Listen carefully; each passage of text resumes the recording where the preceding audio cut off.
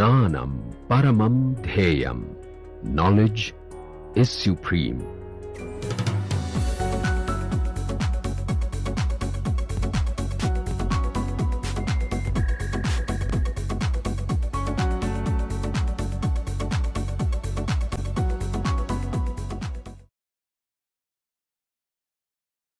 IR and Raman activity part 2.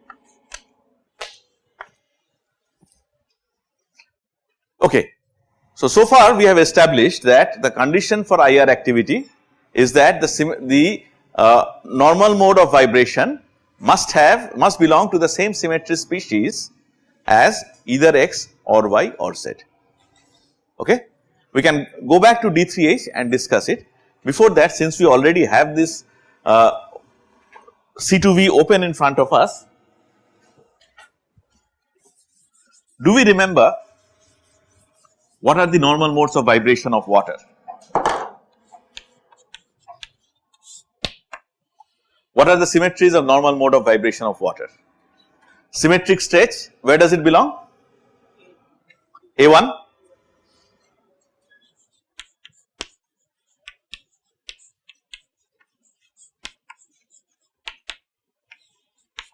What about bend? This bend, where does that belong? Yeah? E, where is E? You are talking about water. Bend, where does bend belong? This is plus, this is minus. So, apply E, it remains the same, theta remains theta, does not become minus theta. Apply C2, it turns, but whatever was going on in keeps going in, so it is plus 1. Apply sigma V, same. See, remember, this is plus, this is minus, it remains the same. Apply sigma V, sorry, this is sigma V, I am sorry. This is sigma V, it remains same. Apply sigma V dash, then also it remains same. So, what are the characters? 1, 1, 1, 1. So, bend also belongs to A1. And what about the asymmetric stretch? Character of E is 1, but if we apply C2, it becomes minus 1. Apply sigma V, it remains the same. Apply sigma V dash, what is it, plus 1 or minus 1? Minus 1. So, 1 minus 1, 1 minus 1. What is it? B1. So, asymmetric stretch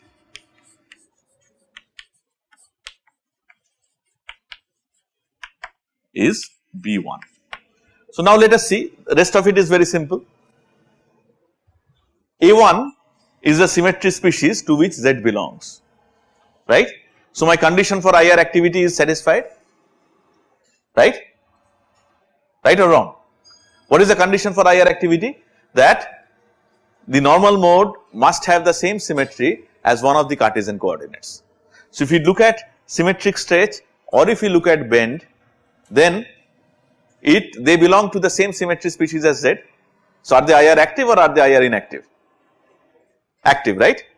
So, it is IR active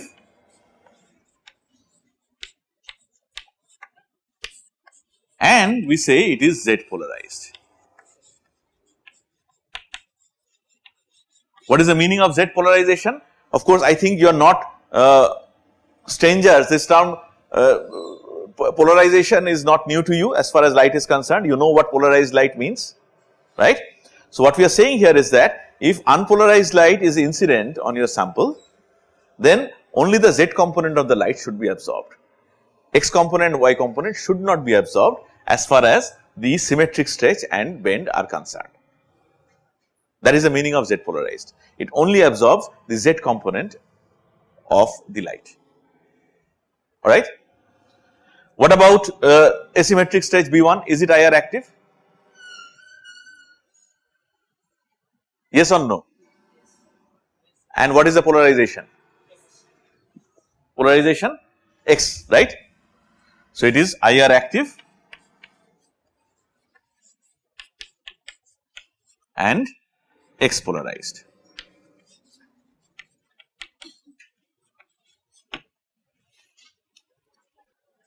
Now, what do we do? Do we talk about Raman activity or do we go to D3H?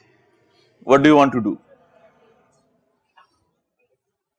Raman activity or D3H? You are outvoted. We go to D3H, then we come back to Raman activity. It doesn't matter, it is just a sequence. Let's go to D3H.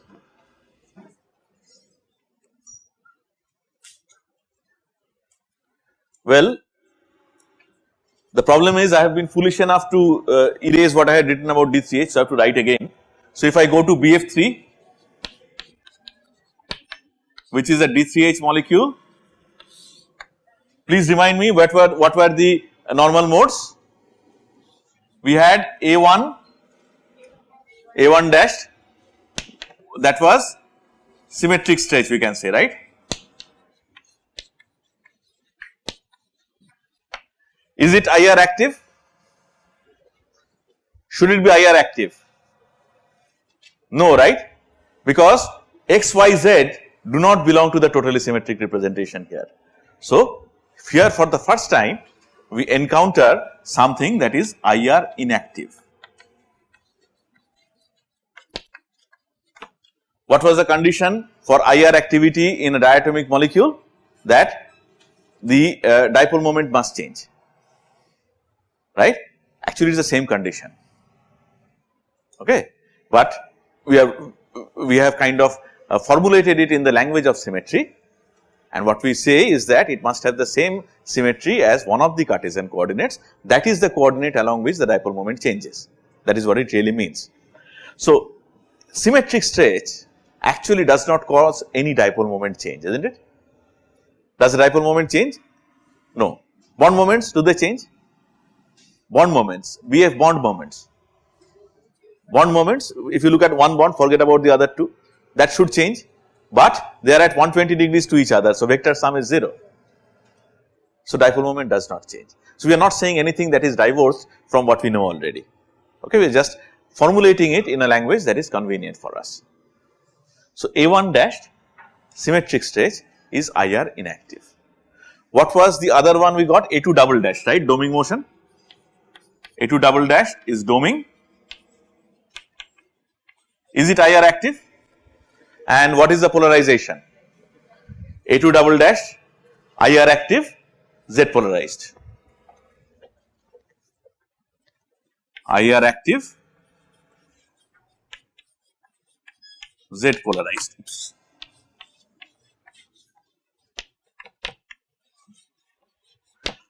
What was the other kind of vibration we had? E dash or E double dash? We had two sets of E dash. E dash, right? I have forgotten. E dash, isn't it? Two sets of E dash. What kind of motion is this? In plane bend plus stretch.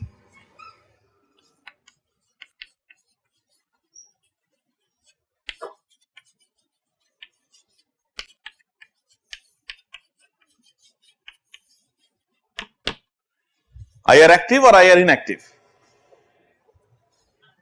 Yeah, IR active, and this time what we see is that it belongs to a 2D representation, and X and Y jointly form the basis of the 2D representation. So, it is now XY polarized.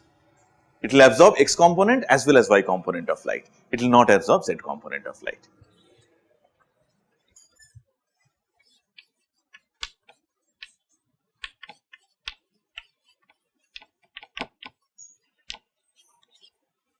So, let us discuss Raman activity. Okay. For Raman activity, we just have to reformulate the same thing, right, similar line of argument, but the final expression will be a little different. Why did we take X, Y, Z for IR activity? Where did X, Y, Z come from? Components of dipole moment, and dipole moment is a vector. If you remember, what is the important quantity for Raman spectroscopy? Is it dipole moment? No. Then no. Well, you got the dimensions right, but the quantity is different. That is back calculation. He is saying dipole moment square. What is the important physical property of the molecule for Raman activity? Polarizability, yeah. So, we have to get the right answer in the right way. Even if I took square of dipole moment, I would have reached there, but right answer, but it's a path function, you have to take the right path. Polarizability, if you remember, in order to specify components of polarizability, we need two Cartesian coordinates, isn't it? Xx or xy or yz or zx, something like that. Remember? So, condition for Raman activity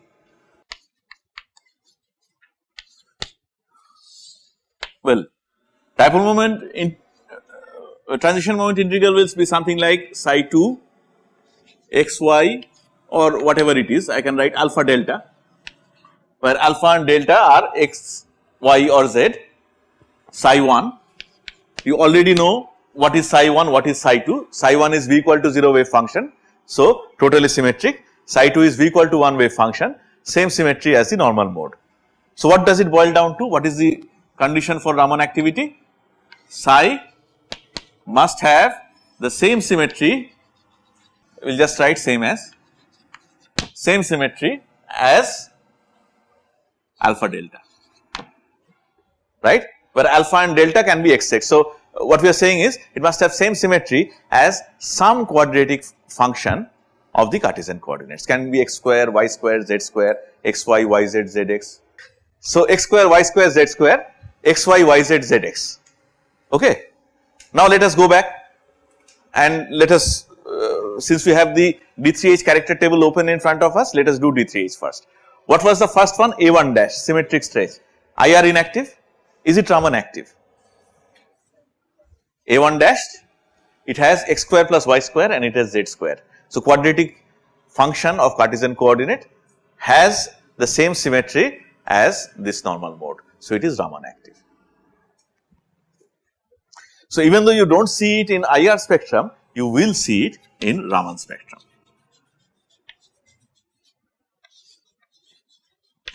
And generally, when we talk about this, we do not bother about saying which component it is utilizing, because in any case it is a little more complex. What about A2 double dash? It is IR active. Is it also Raman active? A2 double dash? A2 double dash is not Raman active, isn't it? Get it? A2 double dash, it is IR active but not Raman active, because there is no quadratic function of the Cartesian coordinates that has the same symmetry as that normal mode. Raman inactive.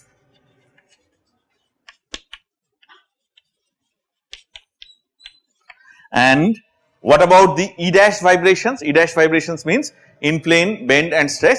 E dash is here, you have x square minus y square and xy.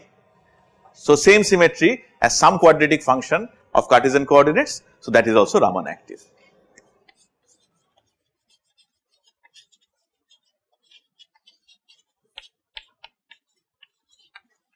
Let us go back to the easier problem, water. E dash, okay, I pointed at the wrong symmetry species. E dash is x square minus y square and xy. Which one is E double dash? What is your question? Yeah. So, it does not matter, there is no normal mode with E double dash symmetry, right. Only normal modes that are there can give you IR activity or Raman activity. Like normal modes that are not there, how will we see them? Okay. We have already established what are the symmetries of normal mode. Okay. So, what you see is, knowing the symmetry of normal modes, now you see the reason why we are studying symmetry in a spectroscopy course.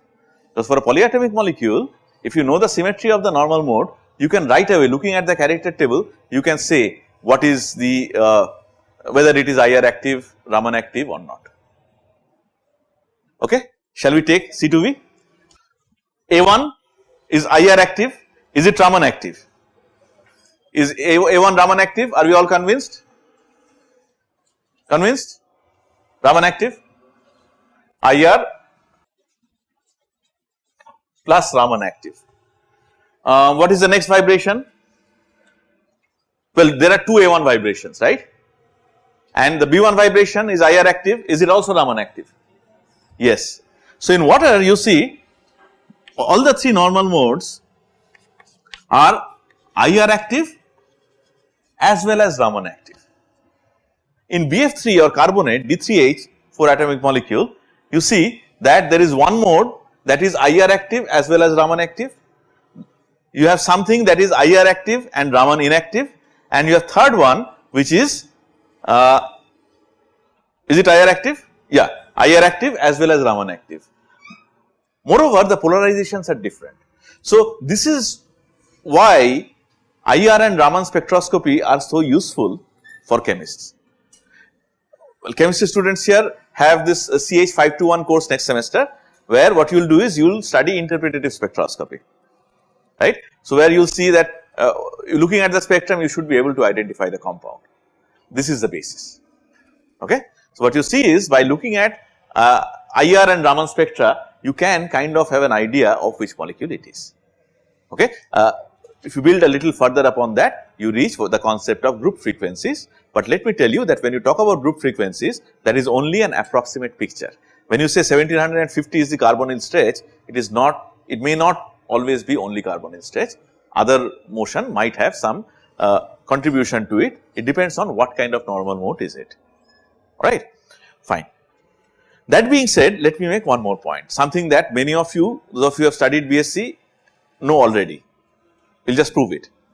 What have you seen in water? All normal modes are IR as well as Raman active. What have you seen in BF3? Some are only IR active, not Raman active. Some are both. Some are only Raman active, not IR active. Okay. And that is the general situation. It depends on which molecule, whatever. Think of something which has a center of symmetry. Center of symmetry, what will I take?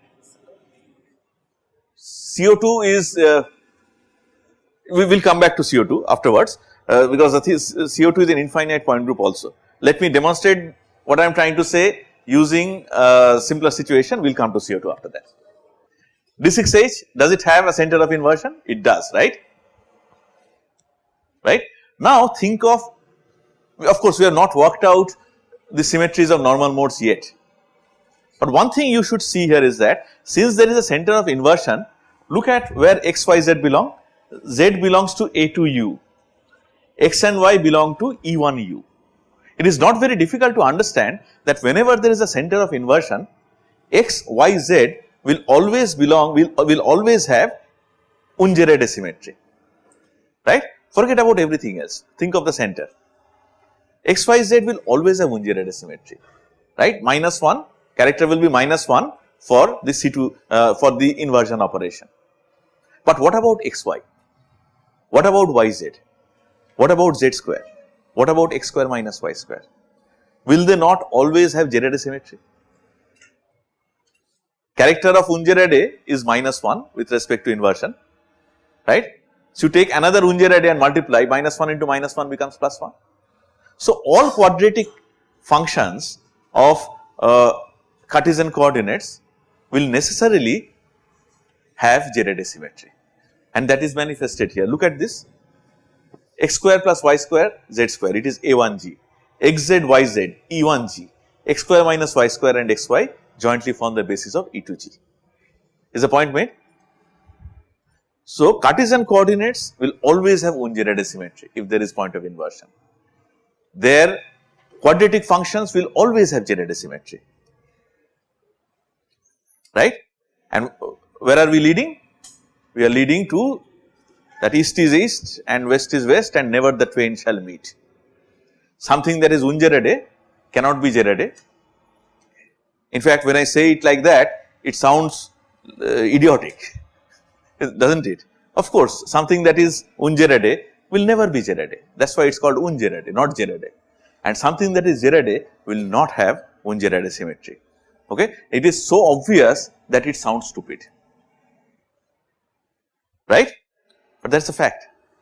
So, what I am trying to say, a normal mode that belongs to the same symmetry species as either X or Y or Z must necessarily be Ungerede if there is a point of inversion, right. So, it will be IR active and Raman inactive. Something that belongs to the same symmetry species as X square or Y square or XZ or what something, some such quadratic function will necessarily be Gerede and therefore Raman active and therefore IR inactive. So, if you have a centrosymmetric molecule, then IR active normal modes are Raman active, Raman inactive, and vice versa. I think many of you would know what this principle is called. It is called, as you have said rightly, mutual exclusion principle. This is where it comes from. Okay. So, combining all these, you can try to find out what is the structure of a molecule. Okay.